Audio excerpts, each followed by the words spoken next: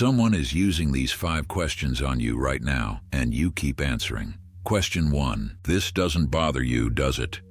The decision is already made. Your time was given away, your name was used, your boundary was crossed, and now they are standing in front of you asking for your signature on something you never agreed to. That is not a question. It is a notification dressed as courtesy. Machiavelli wrote that men will take everything you allow them to take and call it natural. Not greed, natural. Because you set no boundary, you created no consequence, and silence in the face of a violation is the same as permission. Something tightens when you hear it. You know what they did was wrong, but the framing makes disagreement feel petty, so you say it's fine. You absorb it, you move on, and they remember that, not consciously, but something registers. They learn you do not have a limit, so the next time they take a little more, cross a slightly wider line, ask afterward again, and you say it is fine again. This is how men become the person everyone takes from without asking. Machiavelli was precise. Injuries must be dealt with all at once. The people using this question have reversed that entirely. They take all at once and offer courtesy in small doses after. They have trained you to accept the sequence. Break it with one sentence. I would have preferred you asked me first.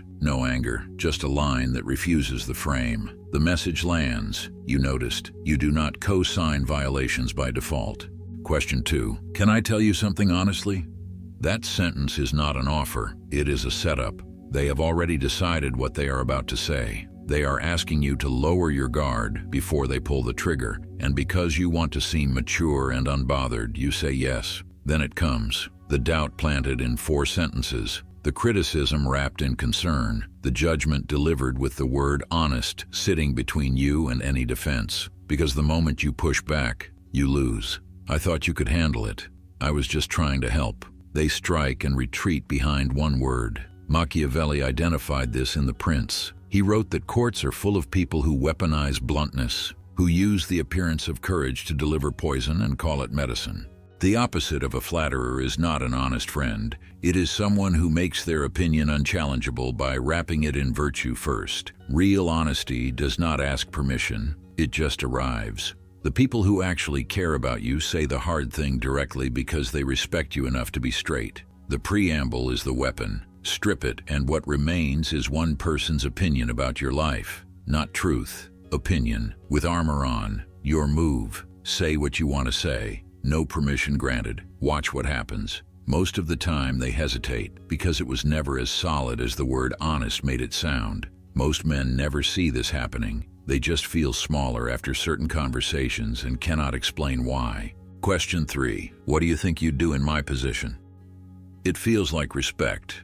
Someone trusts your judgment, so you give it carefully, put your name on their decision, and walk into the trap. Here's the story. Marcus comes to you. Stable job, startup opportunity, weeks of going back and forth. He sits across from you and says, "Seriously, what would you do?" You tell him go for it. Life is short. You only regret what you never try. The startup folds in 8 months. He is out of a job at 31 with a gap on his resume and a relationship falling apart. He does not say you ruined his life. He starts every sentence with, "You told me," at the bar, at dinner, on the phone at midnight. You put your fingerprints on his decision, and fingerprints do not disappear. Machiavelli wrote that a prince must take counsel only when he chooses, never when others demand it. The moment someone asks what you would do, they are not seeking clarity. They are transferring weight. If it works, they made a brave call. If it collapses, you gave bad advice. You never controlled the outcome. You only ever owned the blame. He also wrote that a ruler without wisdom cannot be well advised. The person asking you often already knows what they want to do.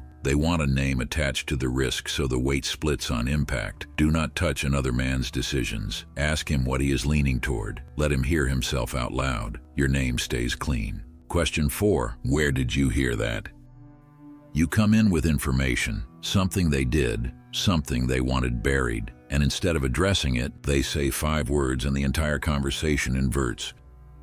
Now you are defending your sources, justifying how you found out, and while you scramble, they are calm. They already won. They turned your confrontation into your problem without touching the original issue. Machiavelli wrote that the first method for estimating the intelligence of a ruler is to look at the men around him. The people who bring you truth are not just allies. They are infrastructure. This question exists to destroy that infrastructure. Give up the name and you have burned the one person willing to tell you what was really happening. The next time something goes on behind your back, silence is all you will hear. Think about succession. The moment a leak gets traced, the entire machine pivots, not to fixing the problem, to finding who talked. The truth dies with the source. Hold the frame. It does not matter how I found out.